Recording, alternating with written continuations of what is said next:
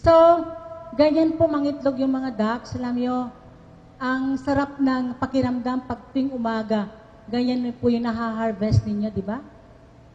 Kaya nga, yung mga ibang nag-pre-pledge na mga kalalakihan dito, sabi nila, pag nasasabi nila sa mga misis nila, sino may maasawa na dito na mga babae? O, may asawa na siguro. Karamihan may asawa na, no? Then sasabihin ng mister po ninyo, I love you with all my testicles. O, di ba? Sarap pakinggan yan, ano? Pero dapat yung testicles niya, dapat dalawa. Baka isa lang testicles niya para sa inyo, yung isang testicles para sa iba, no? So, joke lang. Para naman kasi yung iba nakikita ko, inaantok na eh. Kailangan makatikim na po kayo mamaya ng itlog maalat. Okay, ganyan po yung pangingitlog po ng pato. Yung duck side, yan po yung pangingitlog ng pato. Kung siya, maalaga siya ng itlog niya, itlog na siya ng itlog. Pag 18 na siya, then pwede ninyang limliman. Kasi sitter po ang pato. Ang itik naman, nasa kabila, itlog na siyang itlog, pero hindi po siya naglilimlim. Kaya kailangan po natin ng incubator. Yun po. Yan. Ang pagkuha po ng itlog, ng itik, para hindi kayo maunahan ng kapitbahay ninyo, dapat madaling araw po.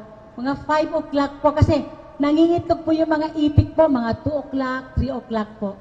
So dapat 5 o'clock, as early as 5 o'clock, kukunin nyo na po yung itlog nila. The purpose of which is, hindi yung kapitbahay din, para magkakaroon po kayo ng quality eggs na makukolekta. Kasi pag iinom na sila, and then pupunta sila doon sa marurumihan na yung itlog. So magiging, anong klaseng itlog na? Reject eggs. Ang itlog po ng pato at itik, dalawang klase lang po. Good eggs and reject eggs. Pag basa, marumi, maputik, reject na yon. Pero pag malinis, yun ang good eggs. Pero pag sa manok po, ang itlog po ng manok po, medium, small, medium, large, XL. Yun, di ba, yun ang pagbili po natin. Pero dito po, hindi. Reject, saka good eggs. Ang nangyayari po, pag wala po kayong balutan hatchery, ibinebenta nyo po yung itlog ninyo sa isang balutan hatchery, alam nyo, tataasan niya ang reject. Sasabihin niya, oh, itong diniliver mo kalahati reject, ibiro nyo ang difference ng piso, 2 piso. Doon sa good eggs. Tapos yung good eggs medyo mahal. Pero pag talikod ninyo, yung reject eggs, ipinapasok pa rin niya sa balutan hatchery. Titignan lang niya after 7 days, ikakander niya, ay pwede pa pala, pwede palang gawing balot pa rin ito. So yun po yung mga, pag sinabi kong allied enterprise, ito yung nalulugi po tayo mga farmers, kasi ang kumikita, yung mga trader. Pag yung itlog na pinoproduce natin, binibenta po natin sa trader, ang kumikita po yung trader. Pero kung yung may itlog po tayo ng itik, tayo po ang nagpapapisa, tayo po ang gumagawa ng itlog maalat, tayo po yung gumagawa ng balot. Kung baga, for every egg produced po ng itik po natin, ang kita po doon is 2 piso. Ngayon, kung gagawin yung salted eggs, another piso. Kung gagawin nyo namang balot, another peso. Kaya kumikita po kayo ng 3 pesos. Pero kung ibebenta nyo po yan sa balutan hatchery, piso, isang itlog lang ang kikitain po natin. So, ito po yung sikreto po. Kailangan po tayo medyo magva-value adding. Ang value-based enterprise na natutuhan ko po para hindi po tayo malugi. Marunong po tayong gumawa ng itlog maalat at magbalot din po. Okay? So, nandyan po yung, di ba ang cute yung mga ducklings? Ang cute. Parang pet, no? Ang sarap silang tignan, no? So, yan po yung sinasabi kong incubation. Pwede pong incubation, ang ginagamit po is IPA. Yan yung natural noon na incubation. Pero ngayon, artificial brooder na po yung ginagamit po natin. Ginagamitan na po natin ng electricity, no? Yan po yung, lalo kung maramihan. May isa akong kakilalang balutan hatchery. Ito yung balutan hatchery sa Pangasinan. i-check din ng may-ari. Alam ko po ito kasi doon ako kumuha rin ng 600-day-old chicks ko po. Naging estudyante ko yung anak niya. Vet siya pero hindi na po nagtapos. Kasi mas marami na siyang kita. Nagdi-dispose po sila ng 5,000 balut a day. Kung piso lang ang kita nila sa isang balot, they're earning 5,000 pesos a day. Ang sweldo ng estudyante ko is 20,000 a month. Libre po lahat. Kaya sabi niya, hindi na ako magtatapos ng doktor. Wala pang tax yun.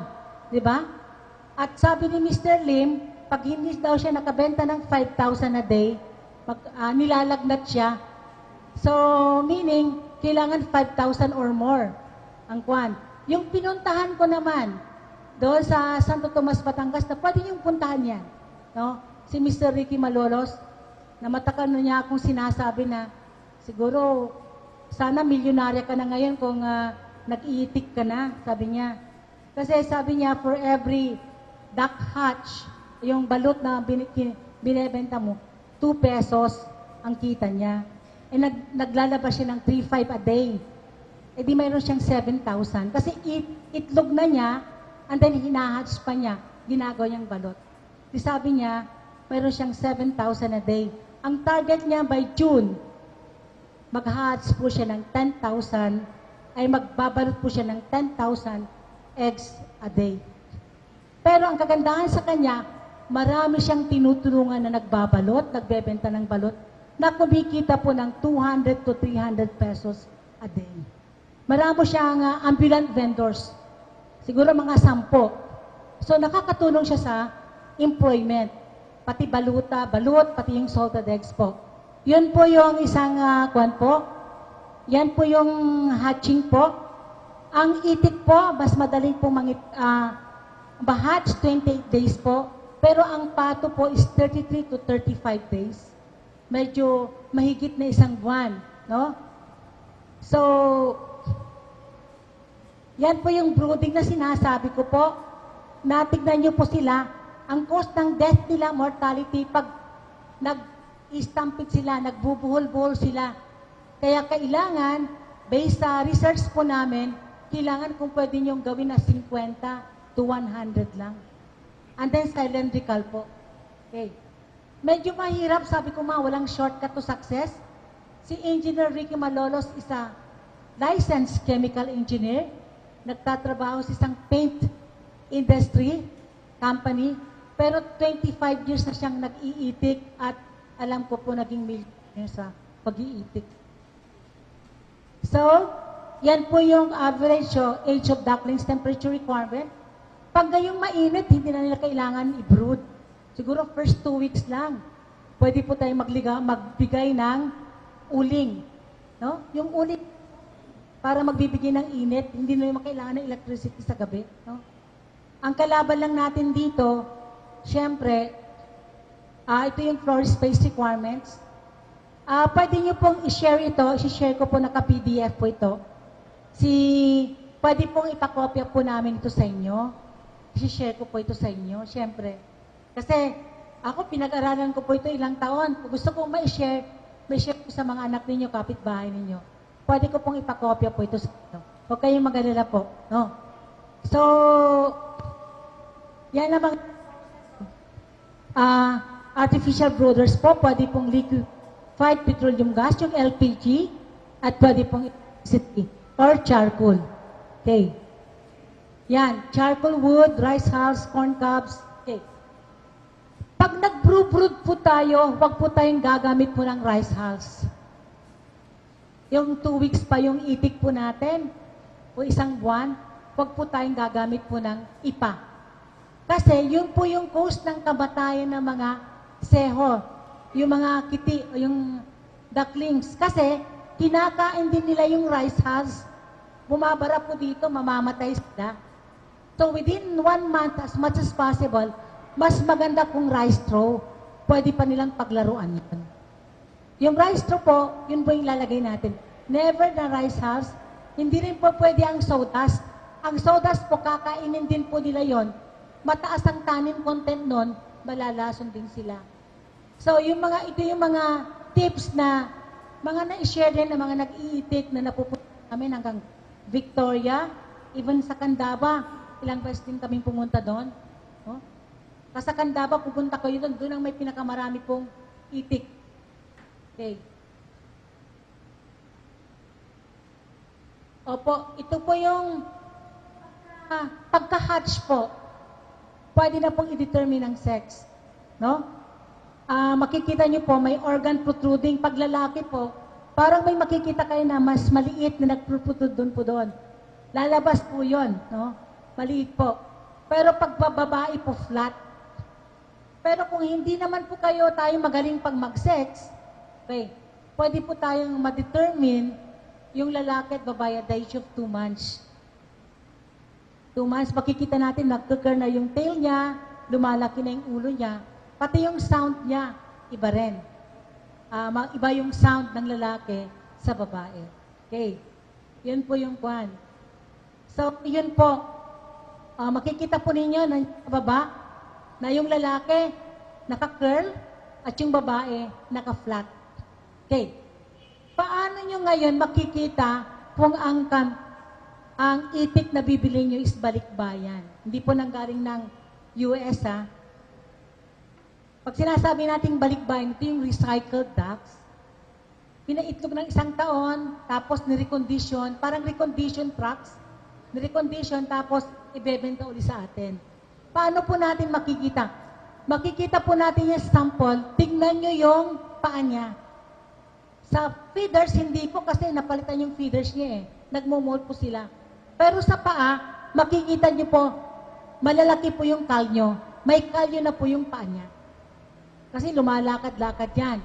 Kung may kalyo na yung paa niya, tendency, pag bumili po kayo ng 1,000 at nilagyan ng 200 na balikbayan, lugi na po tayo.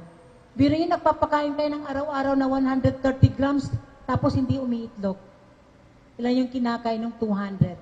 That is 26 kilos a day na hindi po siya umiitlog kasi lampas na yung kanyang productive life, productive stage.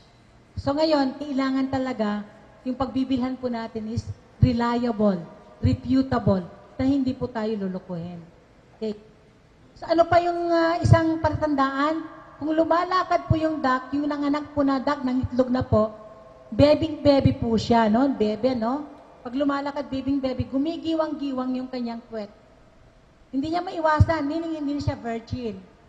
Diba? Pag virgin yung duck, yung paglakad niya medyo ganyan. Pero pag nanganak na siya, at talagang ganyan, hindi maiwasan. Kahit maganda yung balahibo niya.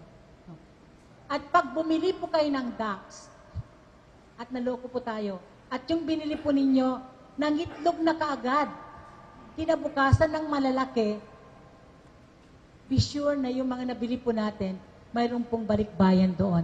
Na dati na pong nangingitlog. Kasi pagka ready to lay ducks po, ang itlog lang po yan, maliit. Medium lang yan. Hindi pa masyadong malaki. Pag malaki na po yan, tuwang-tuwa po tayo. Yung mga iba ganun eh. Kaya 10 taon kong pinag-aralan po itong ducks na ito. Kasi naawa ko doon sa mga nalulugi. Pero may bumili lang 1,000 heads of ducks sa Nueva Ecija. Yun pala, balikbayan lahat yun. Na hindi ko pa na-research po itong for 10 years. Kaya sinishare ko po ito sa inyo para mamaya kasi wala nang iitik kasi lugi lang na ako eh. Diba? Kumbaga mapapaso na po tayo, hindi na tayo magre-raise po ng ducks. So yun po. Ito yung feeding ducks nila. Sabi ko po, hindi po pwede po tayo magpakain po ng kangkong.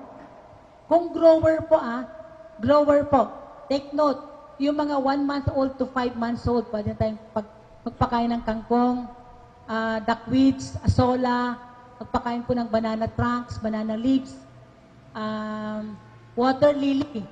Kasi during the growing stage, hindi pa nila kailangan ng mas mataas na kalidad na sustansya. Okay? Pero pag laying stage na po, mas mataas ang protein requirement po ng itik kaysa manok. Ang manok po, kailangan lang niya 17 to 18%. Pero dito po, sa itik po, kailangan niya po ng 19% crude protein po. Bakit mas mataas? Kasi mas mabilis silang mangitlog, saka mas malaki po yung itlog nila. Yun po. And, pinakamaganda, pinakamatipid na pagkain po ng ducks is suso. Kaya nga sa Victoria, Laguna, doon po may pinakamalawak na itikan. Nung pumunta kami doon, walang complainan eh. Yung kapitbahay mo sa harap, may itik, sa likod may itik, left and right may itik. Pero ngayon, wala na pong nag-iitik doon. Kasi, pinagbawalan na silang kumuha ng suso sa Laguna de Bay. Wala na po silang nakukuhang suso. At yun ang pinakamurang feed supplement po ng mga ducks. So, yung iba, full-time na nagpapakain po sila ng duck layer pellets. Between mass ang pellets, mas maganda po ang pellets. Yun ang gusto-gusto po ng duck. Pero yung kaklase ko ng taga-Vietnam, yung mga ducks po sa Vietnam, kaya nakakatipid daw, mash lang ang pinapakain. Nangingitlog naman silang marami. Paano yung ginagawa po ninyo? Ginagawa po nila para hindi masayang, binabasa po nila yung mash. Kasi madaling ma-choke yung ducks. Pag kumain po siya ng isang duck layer pellet, inom siya. Tuwing kain niya, inom siya. Kaya dapat ang inuman niya, pag dito yung kainan niya, nandyan yung inuman niya. Kasi may research po na kung nandyan yung inuman, nandun yung kainan, pag kumain siya, tamad na yung itik. Hindi na siya pupunta doon. Hindi na siya mangingito kasi tamad na eh. Sabi niya, paglalakarin ako ng malayo para uminom. So, sabi niya, tama na, dito na lang ako. Hindi na siya kakain, di ba? Di ba ganun din? Di ba pagkakakain po tayo, binitin yung pagkain natin, nandyan pa, pupunta natin, hindi na tayo kakain, di ba? Ganun po yon. Pag naglagay po tayo ng inuman ng itik, dito yung inuman, tapos magkalapit yung kainan. Kaya lang, hindi po pwedeng iba-iba kasi magbabasa sila. Yun ang cause ng maraming langaw at mabaho. Pag basang-basa po yung liter type ng mga itik. Ngayon po, maganda po yung, puntahan nyo po yun, maganda po yung ginawa ni Sir Ricky. Sabi niya, wala ito sa aklat, pero sinishare ko. For 25 years na ilang beses siyang na-down, ngayon bumangon siya. Sabi niya, hindi naman pala kailangan talaga ng paliguan ng itik. Inumin lang, tapos maglagay ka lang ng kwan, nangiitlog naman sila. Ang daming itlog. In fact, 96% or average of 72% ang itlog ng itik niya for the whole year. Okay po. So, yun po yung kailangan na pagkain po. Sabi ko po, dapat hindi natin sila pwedeng pakainin ng marami at tataba po sila. At then, luidin po tayo. Katamtama lang na pagkain na papakain po natin.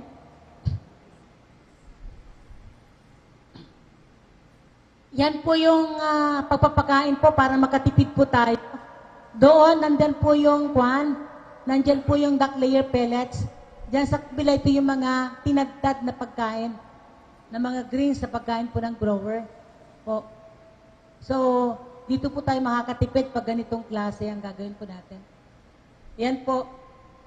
Yung tricanthera po, lahat po ng feeds po, ito yung gusto kong i-share, lahat po ng feeds na i-ferment po natin. Kung ang city content niya is siya, nadodoble, na i-enhance yung kanyang nutrient content na binibigay niya sa hayop. Kaya nauso yung fermentation na maglalagay po kayo ng 1 kilong feeds na green feeds, tapos maglalagay kayo ng 1 kilong molasses. Tapos i-ferment po. At yun ang mataas po ang nutrient content po yun. No? Yung bio-nutrients na available po sa hayop ng available po sa katawan ng hayop.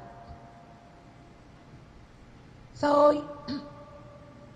yan po yung assumption natin na kailangan po, huwag tayong magbigay po ng commercial feeds pag lumalaki pa yung mga itik natin. Malulugi po tayo talaga. Mapapamahal po tayo.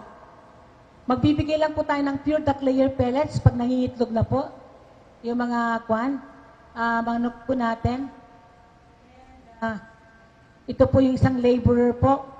Yung nakita kong farm na 12,000 ang inalaga na itik, 4 lang po yung laborer po niya.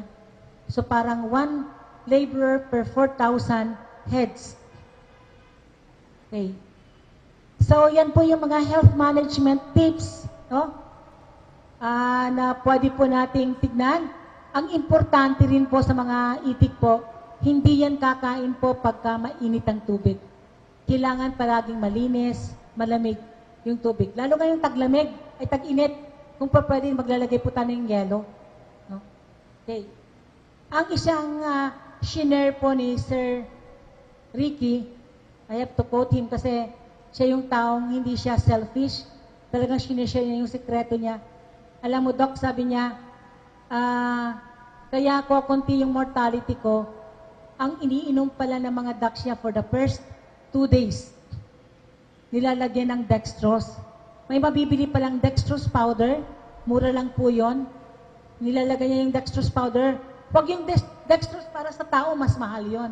Yung dextrose powder po, mataas ng electronic ions po yon. Diba? Kahit hindi kakain yung tao, pag naka-dextrose, buhay pa rin. Ganun po yon, no? Nilalagay niya, and then yung inuman natin na blue, maglalagay lang pa kayo doon, then maglagay po kayo ng hose, para yun ang iinumin for the first 2 days ng mga ducks, para maliksing-maliksi at lesser ang mortality. Dextrose powder yun, sabi niya, mura lang yun, 250 pesos yata per kilo, and then ilang liters na yung matitimplahan nun. Yun ang sikreto niya na wala rin sa mga aklat na bababasa po ninyo, pero sinishare niya. No? Sa amin naman, sa DA, pwede po kayong mag-ferment po ng tricanthera, and then mag-ferment po kayo ng lemongrass, oregano, and then yun po yung ipainom din nyo sa mga itik po ninyo kung wala ko yung mabiling dextrose. Oregano po sa kasi. Yung 1 kilong sili po, 1 kilong molasses, i-ferment nyo po ng 20 days.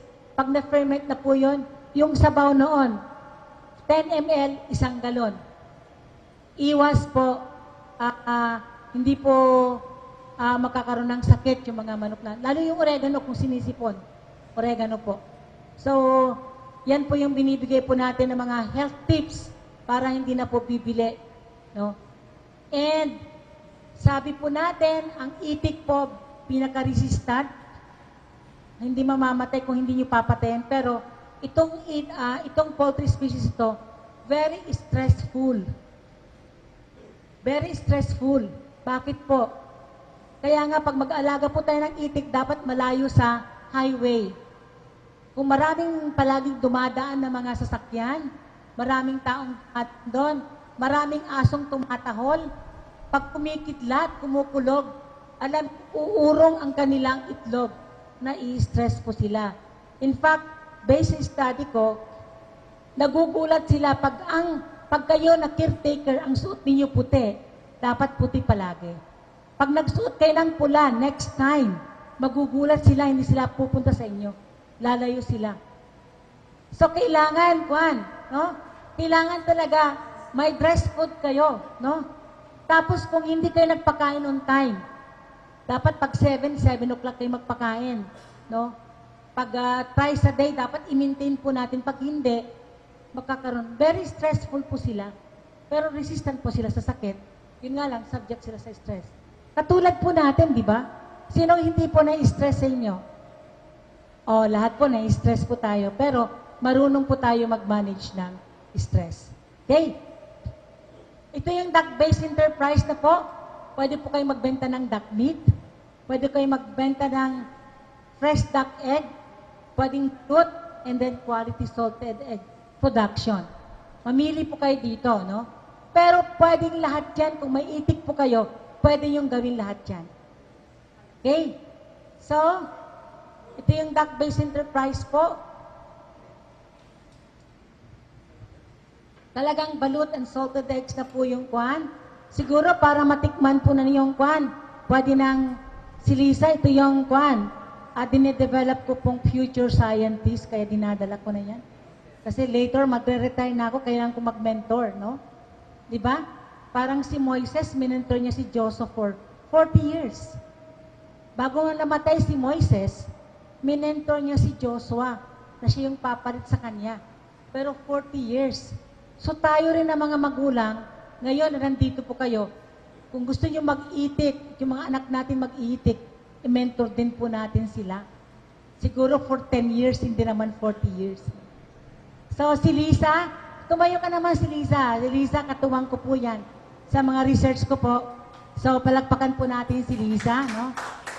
Siya po yung tinitrain po natin na young scientist, no? So, siya po yung magpapatikim sa inyo ng salted eggs. Meron po tayong tika kalahati. Okay, ganito po yon. Bakit tika kalahati? Tanong niyo sa akin, bakit hindi isa? Alam niyo ba yung per capita consumption ng itlog sa Pilipinas? Isang Pilipino, kalahating itlog lang pala ang per capita consumption. Meaning, hindi lahat ng Pilipino nakakakain ng buong itlog. Ngayon, kung pakakainin po kayo ng isang itlog, you're already eating somebody's egg. Kaya ngayon, kalahating itlog lang po. Pag ibang kalahati, magkapag-share po tayo sa iba. Joke lang po. Limited lang kasi po yung salted eggs natin. Kaya, pero totoo po yun I-search nyo pa sa Philippine Statistics Authority. Per capita consumption natin compare sa ibang bansa. Kaya kung nag-Jollibee po kayo ng twice a day, at mayroon po kayong itlog umaga, itlog sa gabi, oh God, you're already eating somebody's egg na dapat i-share po natin yan sa iba. Okay, yan yung balut and salted eggs. Mayroon po kaming dalang balut dito, binor namin kagabi. No, para makita lang nyo yung balut sa puti, na tinatawag balut sa puti. Pero yung salted eggs, hahatiin po niya at i-share sa inyo. May dala din po kaming baso. Para naman pagka medyo maalat-alat ng konti, pwede nyo po kayong uminom ng So, ready po yun sa atin. So, ito yung duck meat. Ang sarap, ano? Duck meat nutrition. Dito po kayo mamamangha. Ano yung hiyas na mahuhukay po natin dito sa karne ng pato. Tignan nyo, ang karne po ng pato, mataas po siya ng iron against beef, pork, and chicken. Ito yung pinaresearch sa akin ni Ma'am Liza no? Tingnan nyo po, mas mataas po ang iron. Kaya kung may anak po tayo, tinapakain po natin ng karne, ng itik po, mataas po ng iron. Mataas po ng vitamin A din, katulad ng chicken. And mataas po din siya ng vitamin B2 and B1. Ito po yung nutrient content po. Tignan nyo po yung mataas sa iron. So, kung medyo anemic pala tayo, pwede po tayong kumain ng karne po ng itik o karne ng pato. Okay. Ito yung plus factor pala. Take note of this, Duck meat contains as high as 57 of unsaturated fatty acid. So, pinag-compare po ang beef, pork, chicken. Ang duck po, marami po siyang unsaturated fatty acid, much higher than those contained in chicken, pork, or beef. Ang ibig sabihin po ng unsaturated fatty acid has function of antioxidation and lowering of cholesterol. Insufficient intake of unsaturated fatty acid may result in diseases of artery, heart, brain, or blood vessels. It might affect the development of intelligence in children and could cause dementia in older people. So, ito na yung pagkakataon para hindi po tayo magkasakit ng dementia, lalo yung mga tayo na tumatanda na, magkakaroon po tayo ng mataas na cholesterol. Tingnan niyo po, source ito po nanggaling po sa website Council of Science and Technology sa Japan, Table of Food Composition. Sa Japan po ito ko po na-research. At kaya pala, ang Japan po pala, gustong mag-import. Bumili ng itik na duck meat po dito sa Pilipinas. In fact, ina-arrange na po ng Japan ito during the time ni Secretary Alcala na wala po tayong maibigay Kasi kulang po tayo. Siyempre, kung nakipag-usap po tayo sa isang bansa, dapat sustainable supply yan. Makikipag-kuhan po tayo. Pero hindi po natin maibigay. At tignan nyo, ang Japan po, nakita po nila, kaya pala gustong-gusto nilang DAX, kasi mataas po ang unsaturated fatty acid. So, hindi po tayo matatakot na kakain pag duck meat, pag lechon. Mahirap. Pero ito, unsaturated fatty acid. Yung saturated fatty acid, ito yung mga iniiwasan nating klaseng pagkain, no? Kasi bumabara sa puso natin. Pero ito hindi po. Karne ng itik, karne ng pato po. So ito yung plus factor na sabi nga ni Sir Ricky sa akin, pwede mo bang ipadala ito sa akin? Para pag nagle-lecture din siya, ito yung pwede niyang ipakita na bagong research po ng Japan. Yan po yung balot, abubic industry. Alam niyo ba kung magkano ang balot sa Saudi Arabia? Yung mga Pilipinos po natin nandoon? Ang mahal po, no? Di ba ang balot ngayon is 15 pesos isa? Yung balot. At based sa isang research na nababasa po, ito yung tinitignan nila na may function, bakit pag ang tao kumain ng balot, lumalakas? Ano sa palagay nyo? Sabi nila, pag bagong kasal daw, kakain ng 3 balot para malakas. No? So, is that a myth or a fact? But then, the Canadian Research Council, tinitignan nila ang punto nitong pagkain po. Kasi sa buong mundo, alam nyo, nung pumunta ako ng Europe na training na 9 months, ang tawag sa atin, nasty Filipinos. Alam nyo ba yung nasty? Dirty Filipino. You're eating embryonated egg. Kumakain daw po tayo ng embryo. Kaya pala, hindi dumarami. Ang itik po natin sa Pilipinas, 10 million lang kasi embryo lang, kinakain na po tayo. Kinakain na natin. Diba yun ang isang rason bakit hindi dumarami? Pero tignan nyo po yung isang kwan. Nakita po ito ng Canadian Research Council. Nire-research nila na parang ito yung pinakamurang stem cells. Search for the Canadian Research Council on stem cells. At ito yung pinag-aaralan pa rin nila ng malaliman na tinitignan nila bakit lumalakas yung mga Pilipino na kumakain ng balut. At makikita po ninyo, mayroon po akong analysis sa balut. Mamamangha po kayo kung gaano kataas ang nutrients po niya, no? So, ito yung tignan natin, no? Marami na pong klaseng balut na ginagawa, kinakant na po ito, papunta po ng ibang bansa. Kasi ayaw nilang magdala ng duck egg sa ibang bansa kasi mayroon tayong threat sa bird flu. So, kailangan i-process po natin yon, no? Naka-process.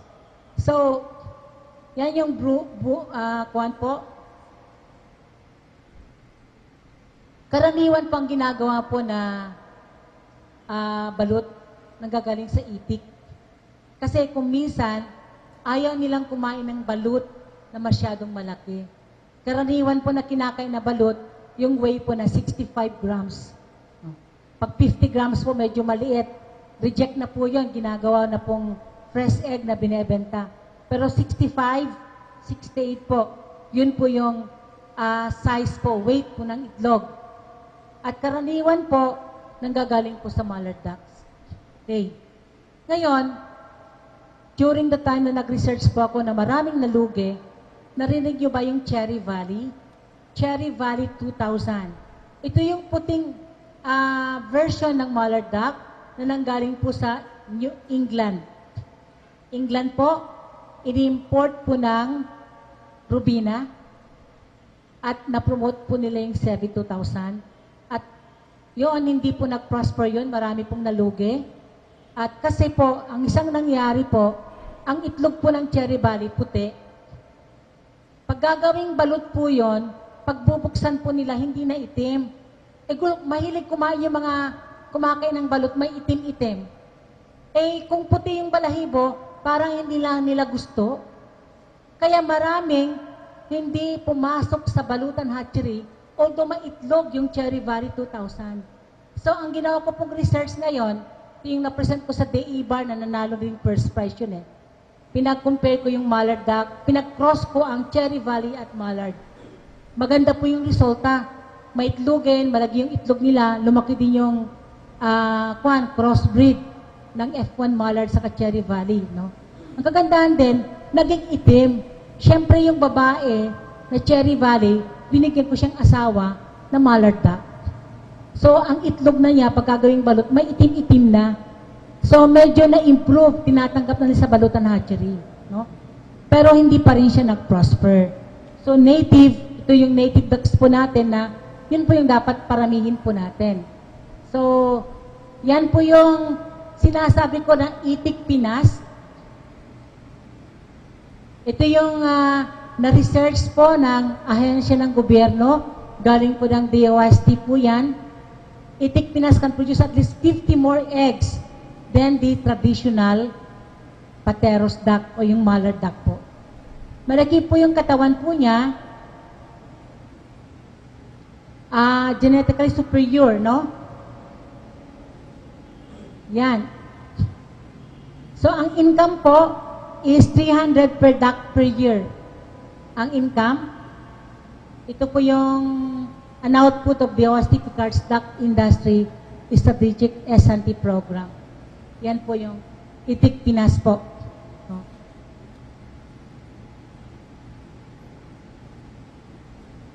So, ito yung balot na ayaw nilang kainin yung kiti, yung kinakain lang yung egg yolk. Ito yung isang ethnic food. So far sa buong mundo, tayo lang kumakain nito. No? Ayaw nilang kainin sa iba. So, Pilipino din lang kumakain ito. So, ito po yung nutritional po ng chicken egg. Makikita nyo po in terms of energy po, ang taas po 96%. In terms of protein, 6.3. Mas mataas pa sa manok. In terms of fat, 6.8. Kaya nga, sabi ko po, mamataas po sa unsaturated fatty acid. Mataas sa carbohydrates, calcium, 38. Phosphorus, 94. Iron, 1.5.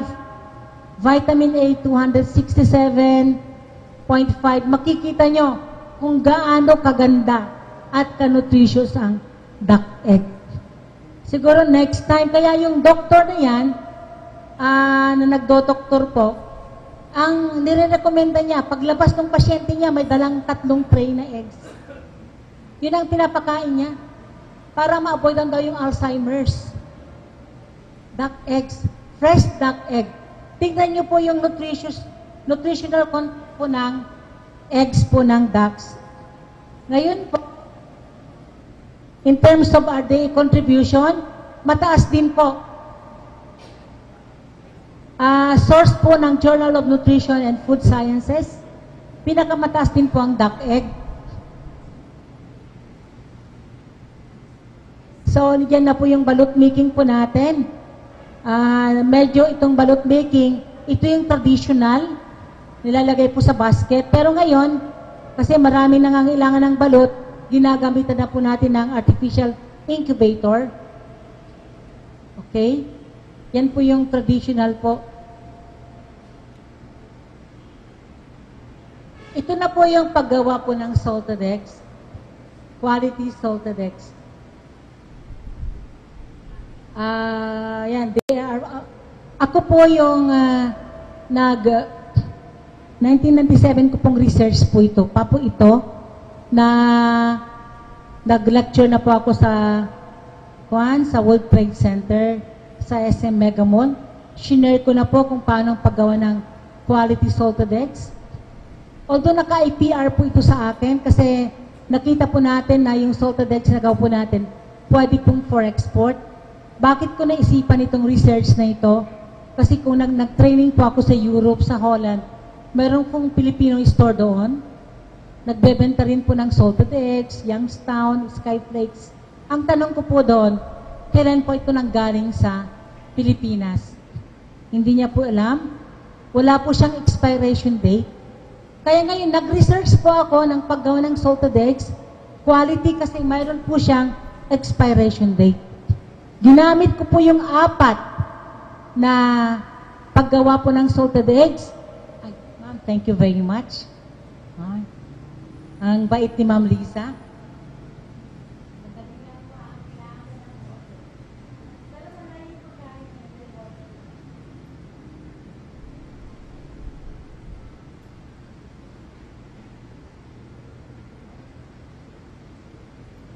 Okay, na-recharge na po tayo. Okay. Ito yung salted eggs na ito. Share ko lang. Pagbalik ko dito sa Pilipinas, 9 months po tayo doon. Ito yung unang nilagay kong research. Paano kayang paggawa ng itlog maalat na may expiration date?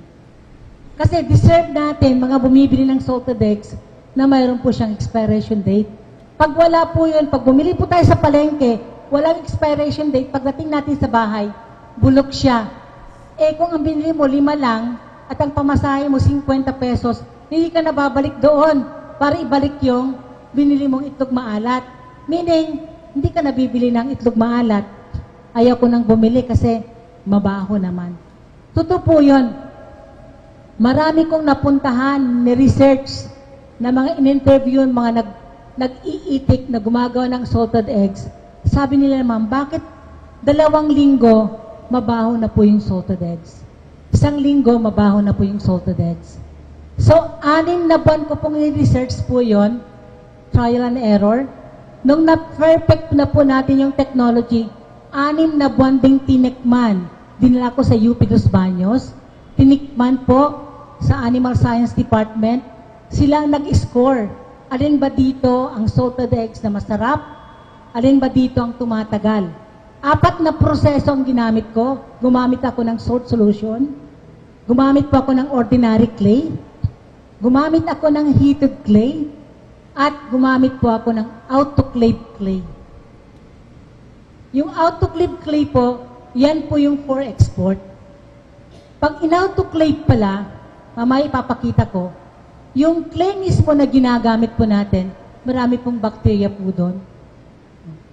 Kaya hindi po tumatagal. Yung mga gumagawa ng itlog maalat pala, nung pinupuntahan ko sila, yan po yung itlog na nilalagay nila sa balutan hatchery. After 7 days po, kinakandel nila. Yung buhay ang seho niya, fertile, binabalik nila sa incubator. Yung infertile, nilalabas nila, yun ang ginagawa nilang itlog maalat. Okay. Ano yung rason nun, di ba? Garbage in, garbage out. Lahat ng proseso mo na hindi po siya fresh. Kahit gaano mo siya bigyan ng asin, gaano mo siya i-boil na katagal, ang byproduct pa rin nun, mabaho. Kung hindi man babaho, tatagal lang po ng 1 linggo o 2 linggo. Anong mangyayari doon? Kasi during the time po, yung itlog po na nabili po, fertile pa yon. In the process po, pag namatay yung embryo, mahina po yung similya, magkakaroon na po tinatawag po nating embryonic death. So pag titignan mo yan, wala na pong blood vessels. Ititignan mo doon sa wala nang blood vessels. So meaning reject na po yon. Hindi na po gagawing balut. Ilang days na yon? Kung 3 days na po yan ang galing sa duck farm, dadalhin sa balutan, another 7 days, 10 days na po yun. Bibilhin po nung nagsosalted eggs para hindi naman sila malugi. 12 days na po yun bago nila gagawing salted eggs. Yun ang rason na sinabi kong quality salted eggs. Pag sinabi po natin quality salted eggs, dapat fresh po yung duck egg. Itlog lang po siya ng 3 days na hindi po siya dumaan sa balutan hatchery. Kaya nga, very critical, pwede kayong gumawa ng quality salted eggs pag kayo mismo ang nagproduce ng duck eggs. Kasi kung hindi kayo nagproduce ng duck eggs at binibili nyo sa kapitbahay ninyo, pwede naman kayong dayahin eh. No? Pwede kayong dayahin.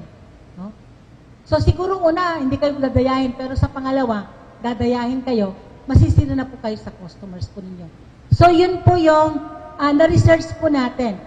Yung ginagawa po sa asin, okay din lang po yun, pero tumatagal lang 2 linggo.